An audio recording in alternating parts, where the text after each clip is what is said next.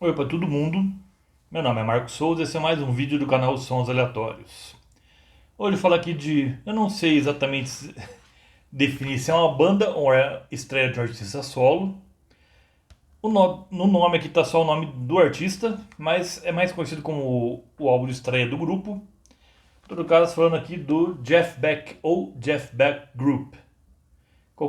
Em todo caso é álbum de estreia, seja dele de carreira solo ou seja do Jeff Beck Group, que é o Truth, de 1968. Aqui uma edição em CD bem interessante com faixas bônus. Tá aqui.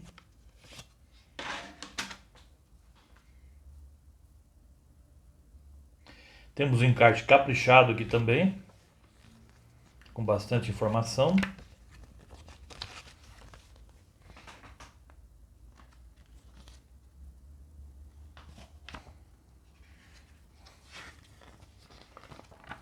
Não dá para ver aqui.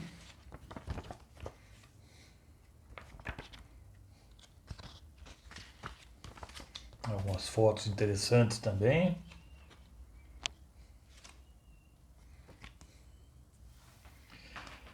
Então, após a saída do Jeff Beck do Yardbirds, isso ali em meados de 1966, o produtor Mickey Most, um produtor renomado ali na época, que era mais relacionado com canções e artistas do nascente pop psicodélico, que estava surgindo ali na Inglaterra, acabou se interessando pelo Jeff Beck, mas ele queria que o Jeff Beck fosse um artista solo completo, assim, apenas artista solo, sem fazer parte de banda. Ele queria que ele cantasse, inclusive. O que desagradou o Jeff Beck, ele não gostava de cantar, ele gostava de tocar guitarra apenas e já estava ótimo. Apesar de que os dos dois primeiros singles que o Jeff Beck lançou em carreira solo, ele cantou. Pelo menos o lado A. O single de estreia dele foi uma versão de High Hole Silver Lining, uma canção que vários grupos gravaram, como Attack, por exemplo. E no lado B desse single, uma música instrumental que acabaria entrando depois no álbum, que é uma das 4 canções que Jimmy Page e Jeff Beck gravaram juntos, dois guitarristas brilhantes. Aqui um instrumental chamado Beck's Bolero. Apareceu inicialmente como single, com o lado B do single de High Hole Silver Lining. Depois um outro single, Tallyman, e em High Hole Silver Lining. E Tallyman, o Jeff Beck cantou, para desgosto dele, mas ele não saiu tão mal assim. Mas ele ficou bem desconfortável e até hoje ele meio que renegou o single High Hole Silver Line. Ele não gostava definitivamente dessa música. Gravou por pressão do Mick Most. Daí o segundo single, Tallyman, aí já trazia um lado B. Aí sim já havia sido montado um grupo e tinha um vocalista, que era ninguém menos que o Rod Stewart, que até então era considerado meio que obscuro. Ele tinha cantado aí em uma banda chamada Shotgun Express, mas não gravou nada com eles. E ele cantou também com a banda do Long John Baldry, uma lenda aí do blues britânico. Mas ele era relativamente desconhecido quando se juntou ao Jeff Beck. Inicialmente também estava ali perto do Ron Wood, que na época estava ali em várias bandas. Ele tocou numa banda chamada Birds, mas não tem nada a ver com o Birds americano, inclusive suas bandas eram rivais. E também chegou a tocar no Creation, acho que na mesma época, mais ou menos um pouco antes dele se juntar aqui ao Jeff Beck, acho que na mesma época praticamente.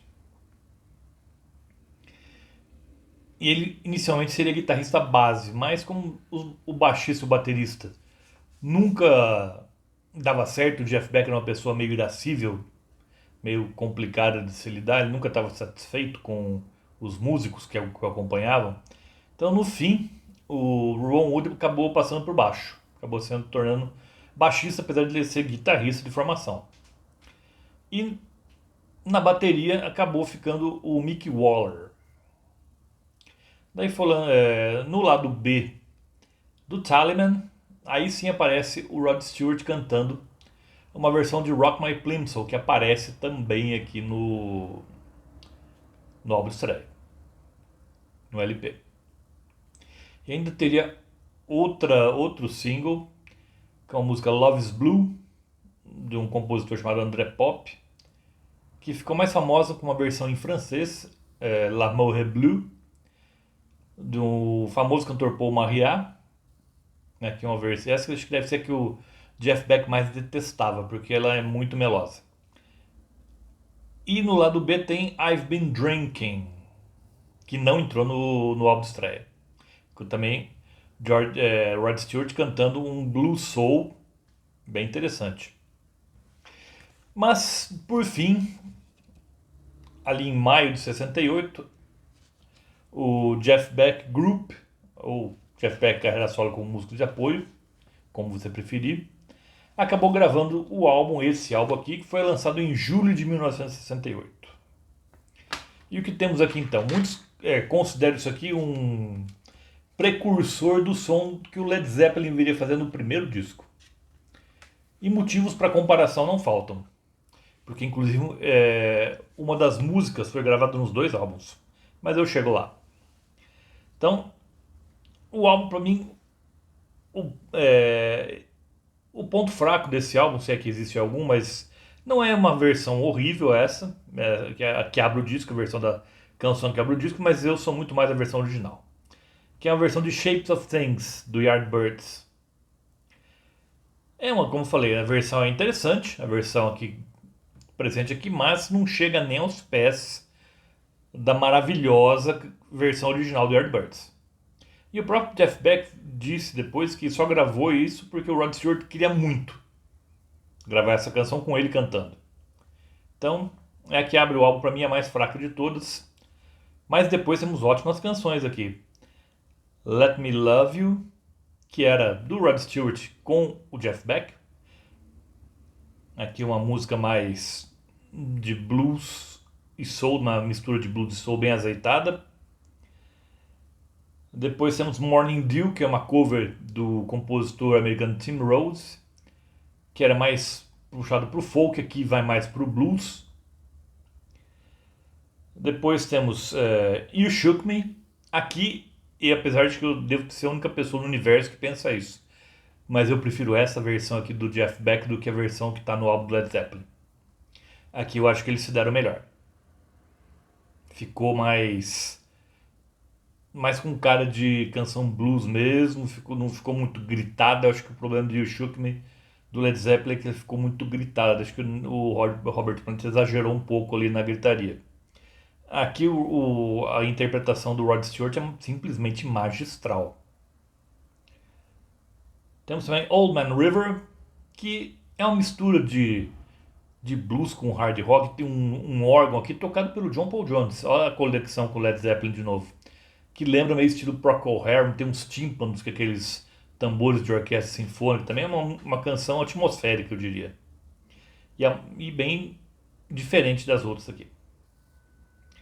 E a diferença aqui, a estranheza, no caso, continua com uma breve versão instrumental de Green Sleeves, uma música folclórica, só no violão. É excelente, eu gosto muito dessa versão, não tem nem 2 minutos. Mas dá a impressão de ela estar meio perdida no churrasco aqui. Ela destoa muito das outras canções. Mas mesmo assim, mostra o apreço que o Jeff Beck tinha pelo folk britânico. E depois temos Rock My Plimsoll, que tinha saído em single. Na verdade é uma versão mal disfarçada de Rock Me Baby, do B.B. King, que também muita gente gravou essa música. Mas aqui, apesar de não ter sido uma ideia original regravar essa canção, a maneira como eles gravaram ficou ótima. O Jeff Beck falar aquele esmerilho na guitarra é chovendo molhado, mas aqui em particular sim. Dá pra falar sem exagero e sem parecer redundante. Depois, a grande faixa para mim é a melhor do álbum, Beck's Bolero, um instrumental aí. Jimmy Page e Jeff Beck juntos não tem como dar errado. É uma pena que eles só gravaram 4 músicas juntos. apesar de ser um instrumental. E temos aqui também John Paul Jones tocando baixo, metade do Led Zeppelin, portanto. Keith Moon na bateria. Olha só que joia que é essa música. É simplesmente monumental. Depois temos Blues Deluxe, que começa meio uma balada meio cabaré, mas depois vira meio um blues hard rock aqui também, bem interessante, já tem aí é um pouco mais comprida. E o álbum termina com I Ain't Superstitious, do Willie Dixon. E o Shook Me também era do bluesman Willie Dixon, aqui uma segunda canção dele. Só que aqui ficou mais uma música mais puxada para o soul. Aqui, além do Rod Stewart se superar nos vocais, o Jeff Beck aqui na guitarra, então, a interpretação dele é de cair o queixo. Ele faz praticamente a guitarra falar aqui nessa versão aqui. Incrível. Podia ter fechado com melhor canção esse álbum aqui. E como eu falei aqui, nessa versão aqui temos 4 músicas, são versões alternativas de canções que estão no álbum. Temos aqui versões alternativas de You Shook Me, Rock My Plimsoll e Beck's Bolero. E também Blues Deluxe. E 4 canções que apareceriam apenas em singles. I've Been Drinking, que foi o lado B de Love Is Blue, como eu falei. A própria Love Is Blue, Tallyman e High Hole Silver Lining. Tem aqui. Por mais que o Jeff Beck deteste High Hole Silver Lining, eu gosto bastante. Eu gosto de pop psicodélico.